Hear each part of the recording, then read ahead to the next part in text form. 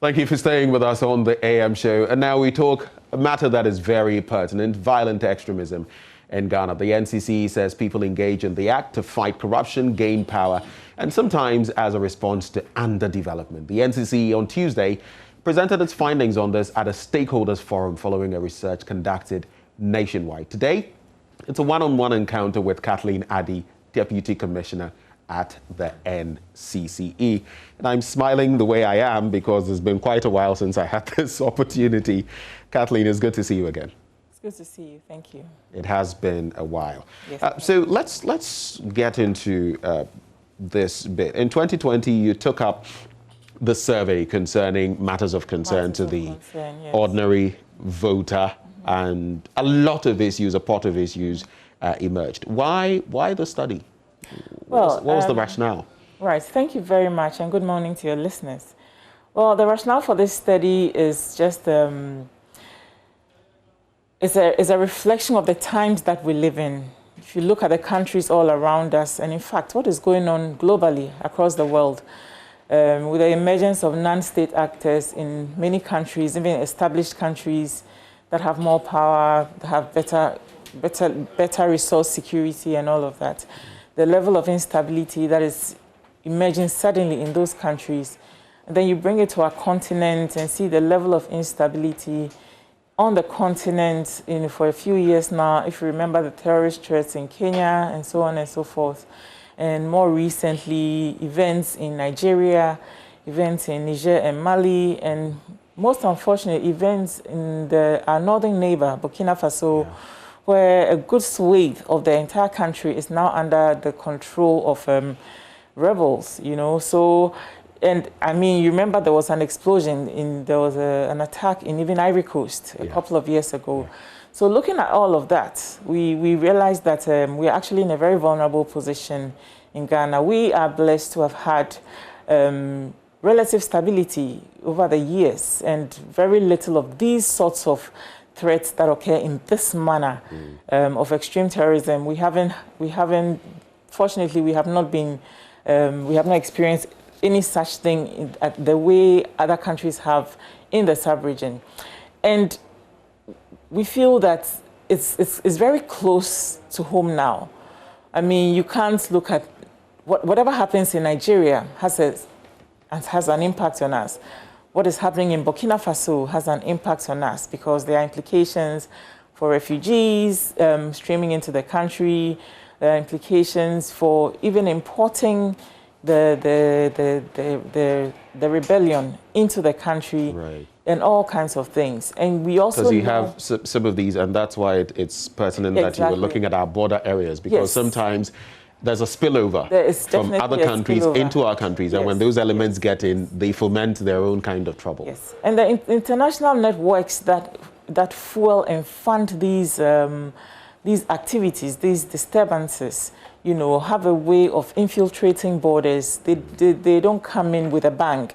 They come in very slowly. They come into communities along the borders. They identify vulnerable groups. They give them support, give them some services. They come as NGOs. They come as different kinds of religious institutions. They're just here to help. And then slowly, they sort of infiltrate communities and turn people and to their side, and then arm people. And then the worst form of conflict is that sort of conflict whereby you can't even clearly identify your opponent. You know, if it's a conflict between countries, you know that this country is fighting you. You go to this place and do your fight or whatever. Yeah. But these ones are actually very terrifying because it could be right there in your community. If you're in the border communities, it could easily be some people that you interact with all the time. People come in and settle. You have new neighbors. You don't know them, but you are living in a community with them. You are building relationships with them. And anything, all that could develop into something dangerous very quickly. Right. So that's the reason why we are undertaking this research with the support of the European Union under a grant agreement that we have with them, you know, to look at violent extremism and to, you know, structure an education campaign around the issues to create awareness amongst Ghanaians about how close and how real this thing is to us right now. Right. And to help people develop a certain mindset that is quickly able to identify strange and odd things in their community that could be an indicator, and to help people also know the mechanism for doing something about the things that happen in their community, because this is really community-based. You know, these kind of issues are things that are happening in the community. So we undertook this, which is more of a baseline study, just to have an idea of the lay of the land along all the border regions, the 10 border regions across the country, and in 71 districts in those regions, just to be able to find out people's understanding, you know. And we'll be getting to that shortly, the level of awareness of people, because you go to certain countries that have had experiences, and of course people are very aware when they see certain things, they react in certain ways. Here, we don't seem to have that experience, and so we'll get to what the research shows thus far. But something I found interesting, it's only recently that we were talking about a national security strategy. Yes. And it makes mention of terrorism, violent extremism. And then we have your report, which now is ready, presented only yesterday. And then we see it targeting, you know, violent extremism, among others, in the sub-region. So this is more of a reality than many of us would realize. But if it's happening all around you, you must realize that it could happen within you. So that's why it's so important to talk about this. But let's get back to the bit about awareness. Per the research, how aware are our people, especially along the border towns, when it comes to the threat of terrorism, violent extremism? What did the research Well, the awareness is pretty high, particularly in the areas that have close proximity to the countries where, in more recent times, such things have happened. So, for instance, in the northern districts that are along the northern border, and the districts along the northern border, there's greater awareness compared to maybe the border on the east or the west. Remember that we also have conflicts locally. There are areas of conflict that, you know, are very real to the people who are in those situations. I mean, there's electoral violence and vigilantism that is a problem that we have to address, we have to deal with, or we are dealing with in this country. There's chieftaincy disputes, there's land guardism and land disputes, there's recently secessionism, and a whole lot of other things. So, and the reason why it's important to have a high consciousness of these things is that sometimes they are linked, you know, because the other way that people infiltrate and create problems in countries is by taking advantage of local conflict. You know, so if there's some kind of religious tension over some issue, then an outside group sees that as an opportunity to come and deepen the wedge, or if there's a land dispute or chieftaincy, they come in, they deepen the wedge, they resource one side against the other, they impose an ideology, they convince people, and then it foments the problem and makes it bigger, and then it explodes in your face. So there's awareness, particularly along the areas where you have conflict already. So either the local conflict or particularly the areas like the northern border. Because those people have been exposed to some conflict already. Some form of exposure. Very few people have direct exposure, if you know what I mean. But in terms of consciousness of that sort of activity, particularly across the country and where there are local disputes, yes, there's great awareness. I also noticed that, per the research, there was a bit of a conflict, even in terms of the understanding of violent extremism and all of that, a lot of people, which in itself is a problem in some way. Yes, it's a problem. A lot of people didn't understand the concept, because we looked at violent extremism as a justified use of violence to be able to promote either an ideological objective or, you know, any kind of objective like that, a religious objective and all that. But the use of the intentional use of violence to be able to justify and try and, you know, achieve that objective, that's what we are calling violent extremism. And as a concept, you know, it's not readily it's not something that people ready, thankfully, and it's only because we don't have the experience. So for that, we are grateful in a way, because what that means is that it's not because we don't have it. It just, speaks to the fact that we don't have it. But we need the consciousness. People need to be aware, because it's so close to us now that we cannot afford not to have the consciousness at the very minimum. So yes, there's a huge gap in terms of the people's understanding of what violent extremism is.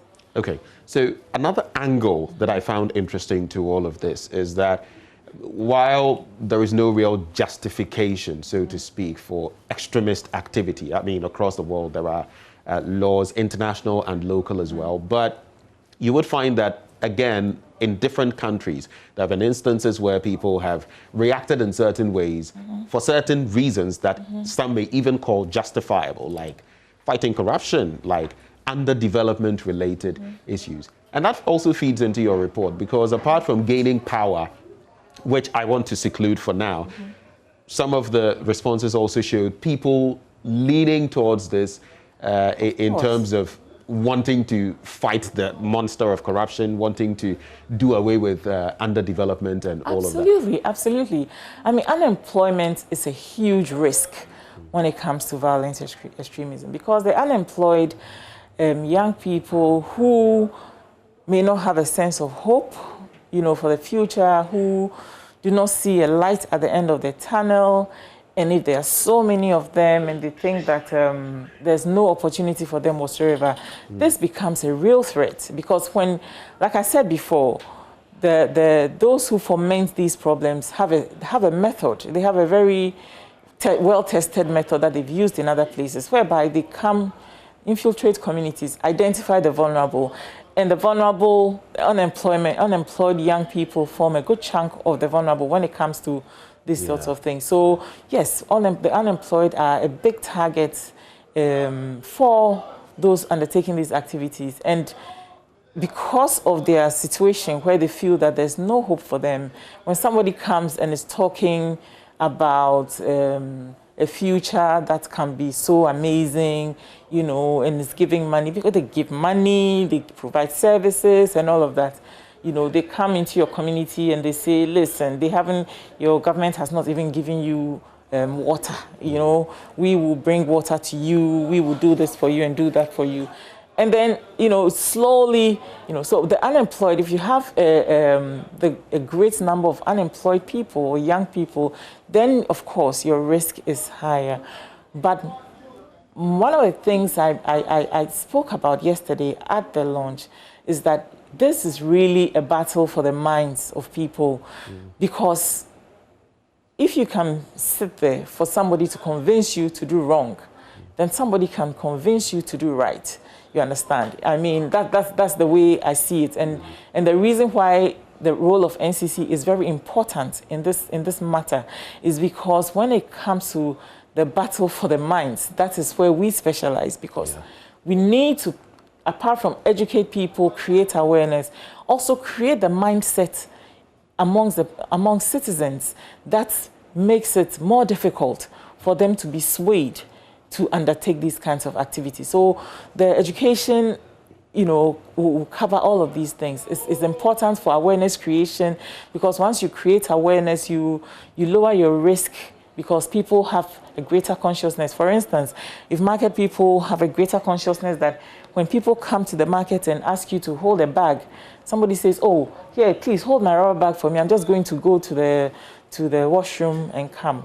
And you don't know what is in the bag, you should not take it. But we are such a hospitable and friendly people that if a stranger comes and says, oh, I'm going to the washroom, please hold this bag for me, you say, okay, just put it down and go and come, because we haven't experienced any form of negative backlash from things like that. But these elements will take advantage of it. So for the awareness creation will address those sorts of issues.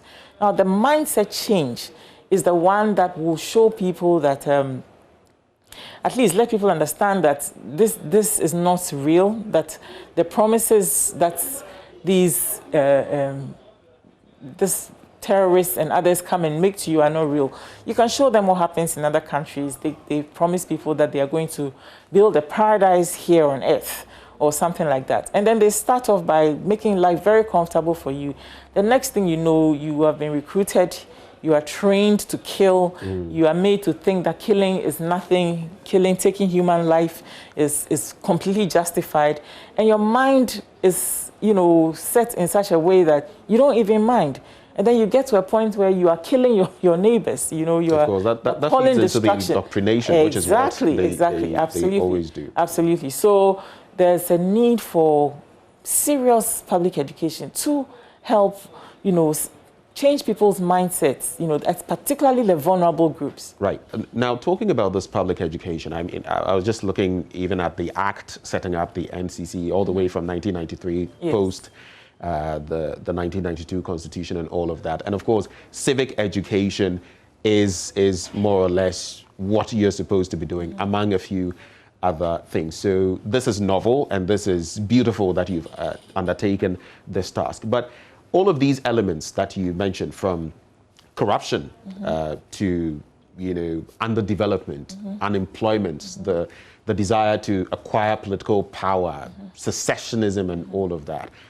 All of these things that you mentioned, did this report also break it down to find out, for example, is unemployment more of a problem than, say, corruption? Is corruption more of a problem than, say, landguardism and all of that? I mean, how do they weigh? Because that will also allow even leadership to know which areas to address. Well, this is a baseline study. This is just to help us understand. A report that does not go too deep, because first of all, we sample 71 districts, and the sample size is 1,100, fairly small. So it doesn't go too deep into all of that. And I think that once you identify the problem, if you identify these range of problems, you must deploy all kinds of interventions to address those problems. Now, you understand, globally and locally, we know what is the bigger threat. I mean, if your neighbor, even we have a saying that if your neighbor's beard is on fire, you better find a bucket of water. So indeed, there's a lot of information around global networks that feed these movements. I mean, we've had a few cases right here in Ghana, some students who were, if you remember, back then. A couple. We've had a few of them. Yesterday it came up and somebody said, well, we say, the unemployed are a vulnerable group and a target for these, but it doesn't mean that everybody who is unemployed or only unemployed people fall into this some trap. Of these were educated people. Yes, exactly. So that is why the mindset, education around the mindset is also important, because there are ideological issues, there are religious beliefs and all of that also push people in a particular direction. So the unemployment is there, and other things that people are trying to push their development agenda. People are trying to eliminate corruption. Those are all big issues. But for me, the biggest thing is the mindset. The biggest thing is the mindset, because with the mindset issue, it becomes even difficult to say that, okay, this is a vulnerable group. Anybody, if you look at what has happened, the people who, for instance, are living comfortably and then because of indoctrination, abandon their life, abandon their families, move all the way deep into the Middle East, when the troubles were there, and leave the UK, for instance, leave a normal life, a nice family, a good middle-class life, and they just go and join. But that's a mindset issue right there, So people are being radicalized, people are joining groups that are discussing some ideas and all of that. So that actually, for me, is the biggest issue, because it's an intangible. You understand? Unemployment is something you can see. You know how many unemployed people you have. You know that if you put in some, if employment goes up, for instance, you reduce the chances of such, If you solve certain social problems, you could solve them. The tide of people getting susceptible to these. But when you have a mindset challenge, when it is an idea, it's a battle of ideas, then you have a real challenge on your hands, because in that case, everybody is vulnerable. And speaking of that vulnerability, I mean, even in the developed world, even in developed countries, so to speak, the US, the UKs, and the West, there is some level of violent extremism. I mean, even if you look at the US, oftentimes they are talking of groups from outside and all of that. But within the United States itself, the violent extremism that happens there, terrorism in the United States, it's actually sometimes it is bigger than even what comes externally. So it can be a major problem. My point is, in a place like the United States, there's a lot more awareness, and they know what the problem is. They had 9/11 and all of that. Here in Ghana, yes, it was a baseline study, but while other countries may be so prepared because of their experience, what do you feel is the level of preparedness of Ghana when it comes to addressing this issue? And if anything were to happen, God forbid, our level of preparedness in terms of dealing with it? Well, I mean, in terms of preparation, there's a whole lot more that needs to be done. And the report clearly shows the awareness is there, but it's not too high. Even understanding what violent extremism is trying to even explain the concept. If you don't even know what it is, exactly. How do you even appreciate it? But you see, this is the thing. So I think that we are going about it the right way, because we have identified a problem. It's not here yet. We are trying to undertake all these activities. Which is a very good thing. Yes. In the US, when 9/11 happened, it was a shock to the system. So many people were not aware of any world beyond their immediate communities. That was an eye-opener. Hopefully, if we are able to create a certain level of awareness, if we're able to do a lot of work, then we won't have that big event that now, because of the negative event, now creates awareness, you understand? And that's what we are trying to address. We're trying to reach a point where we have greater awareness so that we can reduce the risk of these things happening here. And the risks are real, Ben. I mean, look at our neighbors. Things are falling apart all over the place. Look at what is happening in Nigeria. You know, and Nigeria being such a giant with such a heavy population, if we have a refugee crisis from it, we will be overwhelmed.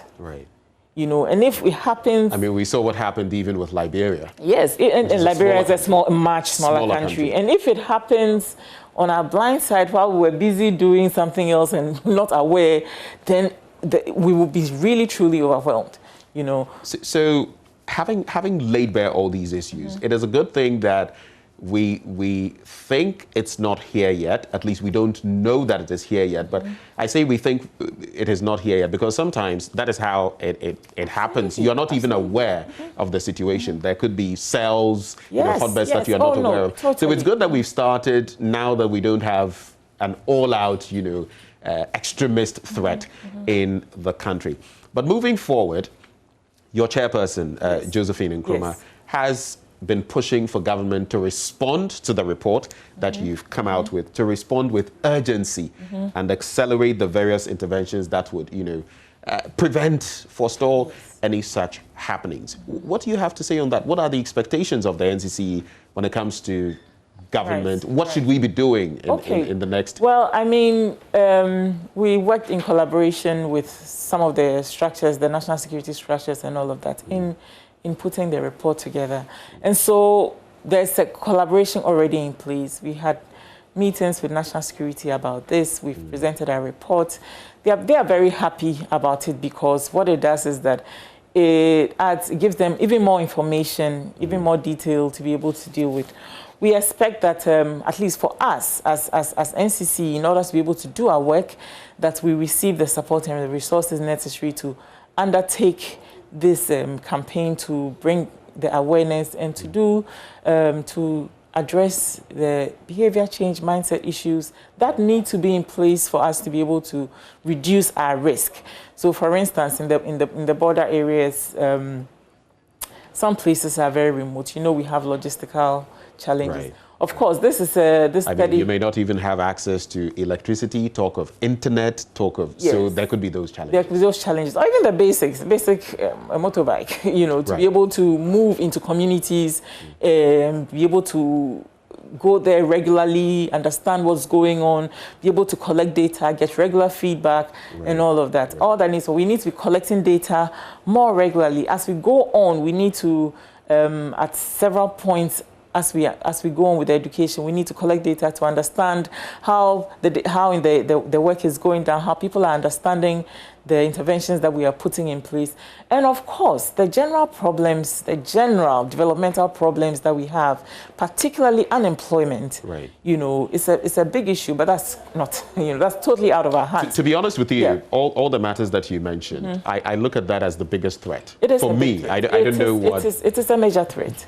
It's a major threat. It's a major threat. So, government, that's not our remit. But having identified that as a threat, it is our hope that when government is developing policies around unemployment and to create job creation mechanisms for young people, they should understand that it's not just about job creation, but job creation and creating unemployment as a way of averting a security disaster for our country, you understand? Right. And so that sort of puts more emphasis on the need and just shows how the need is greater in order to avoid... I just want to find out, because something just hit me. You see the national security strategy I was talking about, which was unveiled only recently, launched. Yeah. Was government privy, of course you are in the setup, was government privy to your report before this was framed? I'm just thinking, if not, some of the things you mentioned may not even have been taken stock of in framing this. If you look at that report, you will see that in terms of intervention, NCCE is mentioned in the report, in the government's own report, as one of the strategies, as public education is a big part of government's own plan. For dealing with this issue. But was there awareness of this specific report before the strategy was put together, as the strategy was put together? I think we went to National Security a few days before they launched their reports to submit. This, by the way, has not been out for too long. Right. Itself. It's just Tuesdays. Yes, exactly. So, I mean, there was awareness, but not that much, I suppose. Not that much, I suppose, yes. So, just to wrap, now that you've started this yeoman's job, this beautiful thing that you've come up with as the NCCE, and we would love to see more of that, what is your next plan of action? Government has its role to play, but as an institution, there is the hope, at least from people like me, that it would not end here. Oh, we've provided a report. No. This is the report. Government, if you don't act on the report, then... So what is your next plan of action to even keep pushing institutions like national security, like other bodies, to follow through on some of the things? We ourselves need to follow through because, like I said, it's a baseline study. We are going to build a whole range of public education interventions based on the information that we have collected. Right. So this information, even though it's useful for the general public, is useful for security institutions, is useful for government, is useful for us as an institution as well, because we don't, all the public education we do is based on something concrete, on information that we've gathered, because you have to deploy interventions that actually respond to the problem. Right. So if you do not know the problem, your interventions might look good as interventions, but they may not be responding to a particular problem. So not really solve the problem. Exactly. So once you know, it's important when you are undertaking public education campaigns to do baseline studies, to understand your problem, you know, to get better clarity about your problem, where your problem is, the nature of it, the different dimensions of it. And that helps you to now plan your education campaign and interventions to be able to respond to those problems as identified through your data. Right. So this is just a step one for us in this.